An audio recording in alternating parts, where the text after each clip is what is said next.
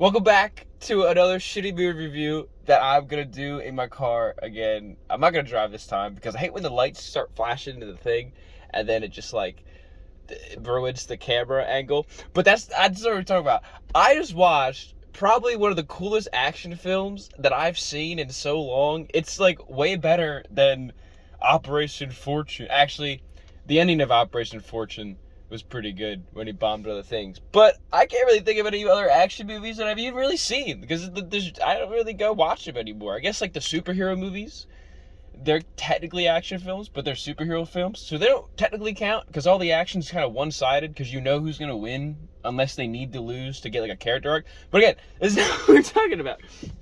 I just watched a movie called Redemption. And I know I'm probably going to spoil some things about this movie because I usually do that with movies I don't see trailers of because that means they're not as big and they're not like advertised as much. So most people probably aren't going to go see those ones.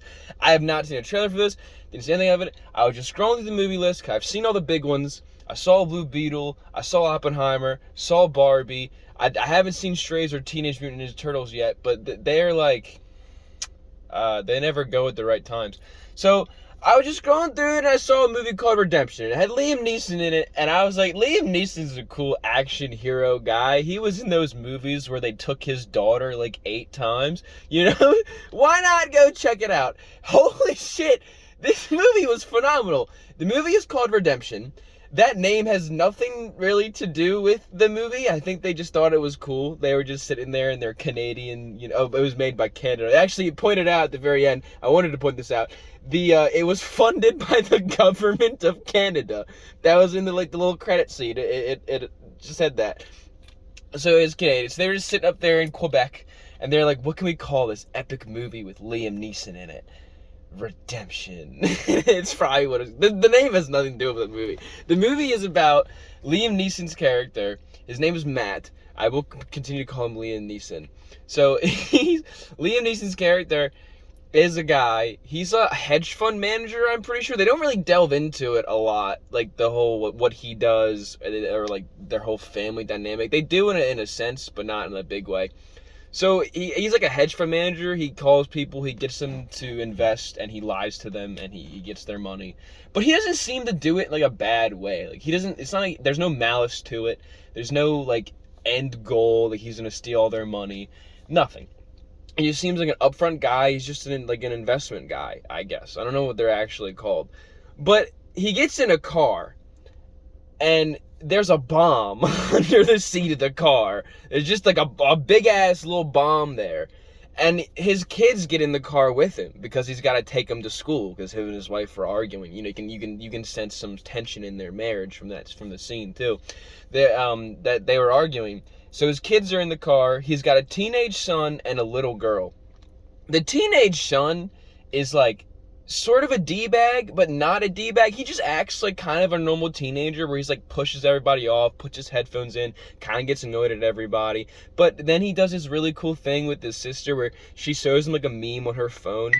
And why would you do that right now when I'm... She shows him like a meme on her phone and he like laughs at it. He like looks at her. You see, they have like the sibling dynamic. Like, he hates his little sister because it's his little sister, but he loves his little sister because it's his little sister. So, and anyone who has siblings understands that metaphor perfectly. Is that a metaphor? Who knows? But so they do that. So he's a cool guy. He looks like a discount Evan Peters. Every time I saw him, it looked like a younger version of Quicksilver. So I just kept calling him Walmart Evan Peters. The little girl's really good too. I don't really like child actors. They never really do a good job of being children, mostly because their lines are written by adults who don't know how to be children, which I don't think makes any sense. Well, it makes sense. Obviously, children can't write their own lines. But I think the best part of telling a child is just tell the child actor to be a kid. Just say these lines, but do it in like a kid way. Just give him like a base, like a blueprint, and then have him go off, So... The little girl's very fucking good at being the little girl. Like she gets upset sometimes when things overwhelm her. She's very overwhelmed, but she also stays strong. And and then weird thing. I'm gonna spoil one thing about her in a minute. That's gonna help that sound a lot more clearer. So he gets in the car and there's a bomb. He's got to call his buddy. And he calls this guy and he gets him to invest. This is how you know he's like an investment guy. He's at like important clients or some shit. Then he finds a phone, and the phone plays some weird trap remix of Row, Row, Row Your Boat. And it took me a minute to get it in my head because it was like doing it in like a weird dubstep way. Not dubstep, but it was like doing it in a weird trappy way. But then he gets that call and the guy's like, listen, don't hang up on me at all. Your life's in danger. There's a bomb under your car. And Liam Neeson does the only real thing that I think anyone probably would have done. He just hangs up the phone. He hangs it up and he puts it down. He's just like, no, I will not deal with this at all. So, you know, he just doesn't fuck with it. Obviously, because why would you? You get a random phone. But I guess if the phone was stashed in your car and you didn't recognize it and you had no idea who it was, I guess it makes a lot more sense to not hang up the phone if some guy calls you and is just like, don't hang up the phone. I'm gonna kill you. You know? But that's whatever. I'm sorry, I keep looking over. I wrote actual notes for this one so I didn't forget what I was talking about. I did some stuff this time. When I wanted to just touch on, okay, so the thing with the little girl was that she's probably the best part of this movie. She kind of keeps it grounded, like, because when you have the stakes are pretty fucking high. People die in this movie, like, a lot, like 4 people died throughout the entire thing, and not that doesn't sound like a little in a movie about bombs, but the way they do it, it helps to move the story along. It adds tension and it adds like stakes to the thing. Like I at one point I thought they were gonna be brave and they were gonna kill these kids in a bomb, but they don't. The little girl, like the bombs in this movie are bombs. Like they don't just do what other bombs do in other shit until like the very end when the thing happens. But I'm not talking about the end or the twist, because those are 2 things that I just feel like people should experience. So he fucking like he goes to this train station. He gets a call to go meet up with his best friend at a train station, and his best friend's also in a car with a mom. Well, they have this show off where the guy on the phone is like, you have to kill him. Get him to transfer the money out of this. There's like a secret account with money in Dubai. That stuff doesn't matter. It's whole plot bullshit, whatever. And they have it hidden, and he knows about it, and he gets the guy to transfer the money to him so that he can transfer money to the other guy, and blah, blah, blah. But they're at this train station, they're talking back and forth, and then the guy tells Liam Neeson to grab a gun from his glove compartment. And then he goes and he tells Liam to shoot his best friend. His best friend, by the way, I don't know why I was having trouble with this. The guy that plays his best friend in the movie is played by the guy who plays Papa in Stranger Things. So that's pretty fucking cool. He's in the film. You know, it's pretty stacked. You got Liam Neeson, discount Evan Peters, a little girl, a wife, and Dad from Stranger Things. You know, a great ensemble, if you ask me. So he's pointing the gun at him. The guy's like, shoot him. You have 10 seconds. He's counting down. And you don't know if he's going to shoot him or not. Spoiler alert, he doesn't actually shoot the guy because that's what happens next. So then the car blows up because he doesn't shoot him. So the guy on the other hand blows up his best friend's car in front of him. But the bomb, like, shoots shit through the car that Liam Neeson is driving, which, by the way, I'm pretty sure Mercedes paid a lot of money, because that was the only car he drove the entire movie, and they kept showing that symbol in the front of it. So Mercedes probably, and they kept calling it like a nice car, like you have such a nice car, like you're rich with your nice car. So Mercedes definitely had some sort of plug for the thing, but that doesn't, again, none of that matters.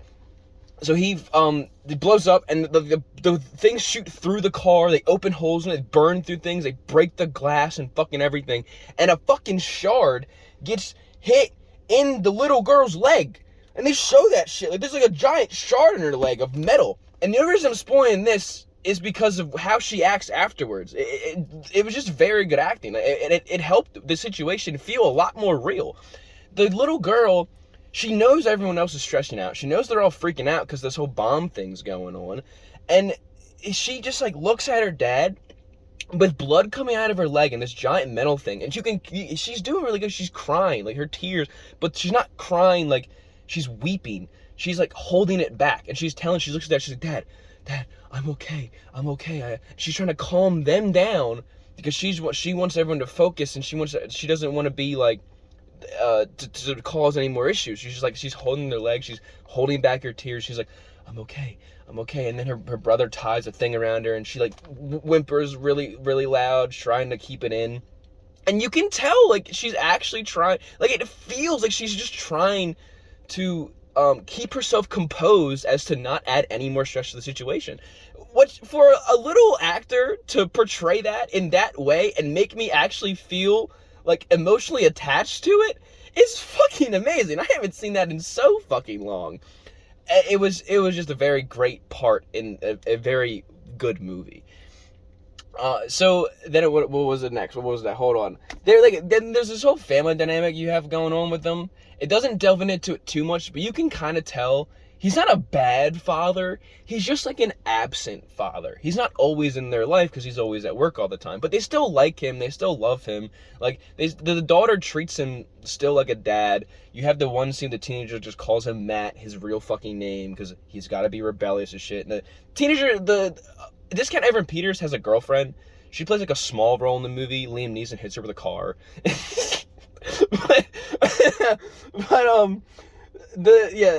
There's very tense stuff that happens a lot in the movie. Like, a lot of this movie it builds its own tension very well. Like, there is one part where he's just surrounded by cops. They're not talking. They're just doing the thing, and they are talking. They're going back and forth. They're trying to get the kids out of the car. This is after the girl got hit by the explosion. They're trying to get the kids out of the car. They're talking to this agent or whatever, and they're not listening to him, saying there's a guy on the phone, there's a bomb under his seat. They think that he did it because that's how the movie kind of set everything up. Like, it's trying to put it on him. And it's just so tense for no reason because you don't actually know if the bomb's gonna blow up or not. It's only like an hour and a half movie, and as someone who's used to like 2 hour, 30-minute movies and stuff like that, knowing that there's less time kind of helps with the tension because you don't actually know how this would end. I was honestly surprised it didn't end with Liam Neeson just blowing up right then and there, like being a martyr and just be like, I'm just gonna do it. And I guess like this could be just a me thing, you know, because I don't watch a lot of action movies anymore, and I don't really look at things differently from a lot of other people would look at it. But I like I said, I liked it. There's a lot of tension built up, you know, when he would go and meet up with these people he has to, and there would be bombs in their cars. Like, you always kind of knew they weren't gonna survive because they're not Liam Neeson, but still, you always had this weird thing in the back of your head of they might just go, like something different might happen here. But no, they all blow up. Hold on. I see I don't edit these, so I need to talk while I read my notes so I can just keep going. There's a couple bad things with this movie. The name, like I said, the one and only thing is the name doesn't make sense. It's called Retribution. No one's kind of getting Retribution. When the twist comes and you find out who the bad guy is, it doesn't work with the name because Liam Neeson technically didn't do anything wrong, but it tries to portray it like that. And then there's just a lot of silence and a lot of like nothing going on. Like, there's a lot of times where they were just cutting back and forth between the characters' faces and the cars looking worried, and no one would say anything. The guy on the phone would just be sitting there in silence, and Liam would just be with the headphone in his ear sitting there in silence, and nothing would happen. And they did that for, I'd say, a good, like, in total, to add it all up, a good, like, 20-25 minutes of the movie is just those camera shots cutting back and forth and nothing happening. But then you have this really cool shot where it's at the very start of it where things are happening, and he's on the phone, and the guy's explaining to him what's going on, and it just goes like a full 360 around the camera like this. Like, it pans in Liam Neeson's face, it goes through the window to the little girl's face, goes back around into the teenager's face, goes to the passenger seat, shows the drive, and then comes right back to Liam Neeson. A full 360 shot, but it shows how worried they are. It shows how stressful this is for them, how they keep looking around, they keep fidgeting with their hands, they keep moving. Liam Neeson's on the phone talking. You can hear the anger and stress in his voice as he's trying to protect his kids. This whole movie, that's why I said he's not a bad father. He's an absent father. Because he does care about them, and they do care about him, and you can see that. Like, his whole goal was just wanting to get his kids out of the car. And once his kids get out of the car, the motherfucker goes fast and furious mode. I'm not kidding. He has no doors, because they had to take him off. He runs through a brigade of cops while they're shooting snipers at him, and he just keeps going, dude. He just drives, and that's near the end of the movie, so I'm not going to spoil anything that happens there, except for one thing. They mentioned crypto. At the end of it, it was like, I was gonna put it in a crypto wallet. And as someone who just got done watching CoffeeZilla's new crypto scam video, it just made me giggle. And the critics are already raving about this one. I was just did a quick little thing out there, watch every movie, I look up what the critics were saying, and guess what? They're already saying bad things. One article was like, this new film is a metaphor for how fucking lazy Liam Neeson's acting career has been, because all he does is sit in a car and do nothing. So it's just taxing of all the action stuff he's ever done. Like, no, that's not what fucking happens. Like, I'm sorry there were no Subway Surfers on the background, and they didn't add a multiverse or, you know, some big world-ending event that every fucking movie does nowadays, and a bunch of extra dumb bullshit, but like, it was very simple, it was very plain, it was very based in realism, and Speed did it years ago and people loved it. What the fuck do you mean? It's not he's not lazy in his action sequence. It's a $20 million movie budget. It's him in a car with his kids as a bomb, as a guy on a phone. It's very tense. You can put yourself in that situation and make the same kind of decisions that he made. And like I said, it's just very based in realism. I watched it and I just enjoyed it. I don't know how people just don't get that. What? Because there's not so much shit going on that your sensory depths are fucking not hitting correctly. Like, just watch the film. It's perfect the way it is. It didn't need any extra shit. Fuck you. I thought it was great. I love this movie, and I don't think I have any more that I could touch on. It was just, oh, the soundtrack. The soundtrack's really good. I always forget to touch on that a lot, because I always forget about the soundtrack in the movies that I watch. But a lot of movies are helped a lot by their soundtrack, by the way they move and the way they go into the scene, and how the scenes will start the beat at a certain moment, and they'll just carry on without like helping the scene like follow and everything. So I'm probably making no fucking sense. I don't care. But yeah, the soundtrack is very good. It's the same as a lot of other things. Dubsteppy beats, a lot of just beat stuff, no real music, no real singing, and just bum bum bum bum bum bum bum bum bum. When the action scenes are happening, it's real fast. When the emotion scenes are happening, it's real slow and drawn out. But like I said, the movie was really good. There's a lot of base in realism. Like, a lot of the things that Liam Neeson does in this movie, I would also do. I'm sorry, I got text messages. I would also do. Like, I totally would do some of these things that he has to do in these movies and stuff like that. And there's another part where he gets divorced, but I gotta talk about that. He doesn't get divorced. There's a big thing. And the children act very realistic when that thing happens. They start crying, they get real nervous, then they ask the questions, and they're not. But it all gets solved over in the end. It's all good.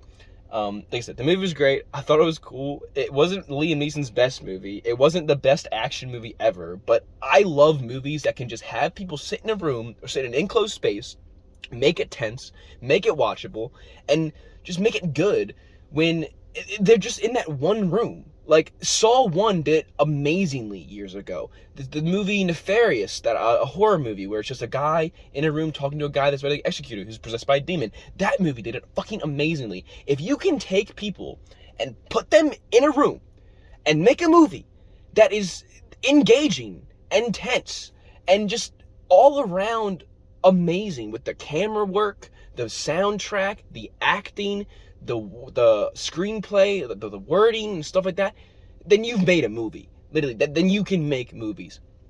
And it was just a very good film. I recommend people go watch it. And if you've stayed around this long, I appreciate it. I appreciate you. Thank you for watching. I hope you could see me the whole time, because if you didn't, I'm going to upload this anyway, no matter what, because that's just kind of what I do. But I'm rambling again. But this movie was really good. I recommend you go check it out. It probably didn't get a lot of uproar because there's no trailer for it, there was no big advertisement thing for it, and it was made in Canada. And for some reason, people hate Canadians, even though they're nice to everybody, which actually isn't even that true, maybe. But Liam Neeson's voice is hot, dude. It's sexy. Every time he threatens someone, my balls tingle a little bit. Okay, I'm done. Thank you for watching. If you did, I appreciate you. I hope you have a good day, and go watch Retribution. Peace out.